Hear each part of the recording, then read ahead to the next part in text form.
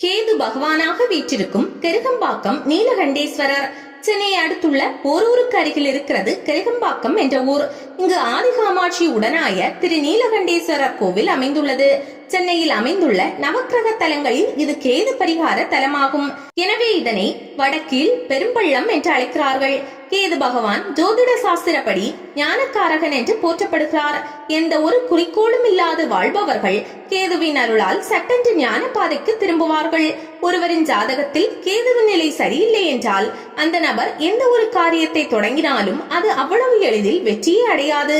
தேவர்களும் அசுரர்களும் அமுதம் பெற வேண்டி பார்க்கடலை கடைந்தனர்.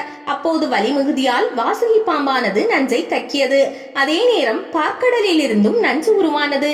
இவை இரண்டும் சேர்ந்து ஆலகாலம் என்ற கொடிய விஷமாக மாறின. இந்த ஆலகால விஷத்தால் உலகமே அழியும் நிலை உருவாகும் என்பதால் தேவர்கள் அனைவரும் அஞ்சினர். அப்போது ஈசன் அந்த நஞ்சை அருந்தினார்.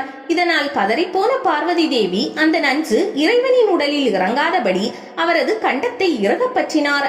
அதனால் நஞ்சு ஈசனின் கழுத்திலேயே நின்றது. இதன் காரணமாகவே சிவபெருமானுக்கு நீலகண்டர் என்ற பெயர் வந்தது.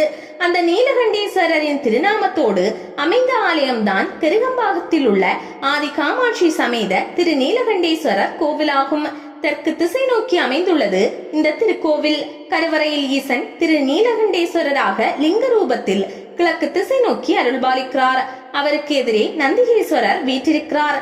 திரு நீலகண்டேஸ்வரரே இத்தலத்தில் கேது பகவானாக அருள்பாலிப்பதாக சொல்கிறார்கள். அதன் காரணமாக இத்தலத்தில் கேது பகவானுக்கென தனி சன்னதி இல்லை.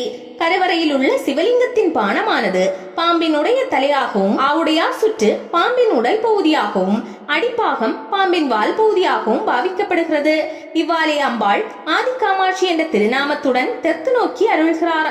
அழகே உருவாய் அமைந்த இந்த அம்பாளின் எதிரில் அவளது வாகனமான சிம்மம் காட்சி தருகிறது.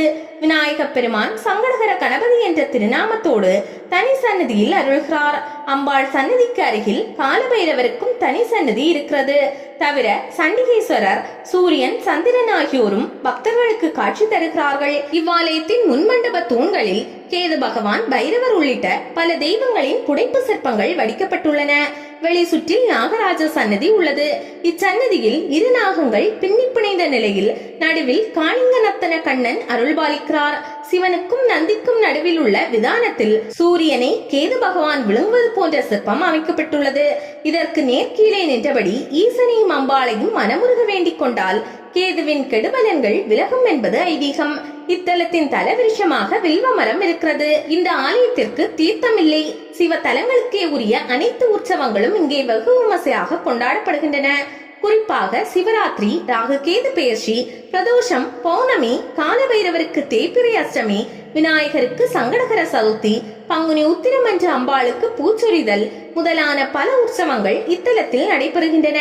இவ்வாலயம் தினமும் காலை 7 மணி முதல் 11 மணி வரையும், மாலை 4:30 மணி முதல் இரவு 8 மணி வரையும் பக்தர்கள் தரிசனம் செய்வதற்காக திறந்து வைக்கப்பட்டிருக்கும். அமைவிடம் கிண்டி ராமாபுரம் வழியாக போரூர் செல்லும் மார்க்கத்தில் அமைந்துள்ளது கெருகம்பாக்கம். போரூர் சந்திப்பிலிருந்து சுமார் 3 கிலோமீட்டர் தொலைவில் கெருகம்பாக்கம் இருக்கிறது. கெருகம்பாக்கம் பேருந்து நிறுத்தத்தில் இருந்து சுமார் 1 கிலோமீட்டர் தொலைவில் இத்தலம் அமைந்துள்ளது. குன்றத்தூரில் இருந்து 7 கிலோமீட்டர் தொலைவில் கெருகம்பாக்கம் உள்ளது.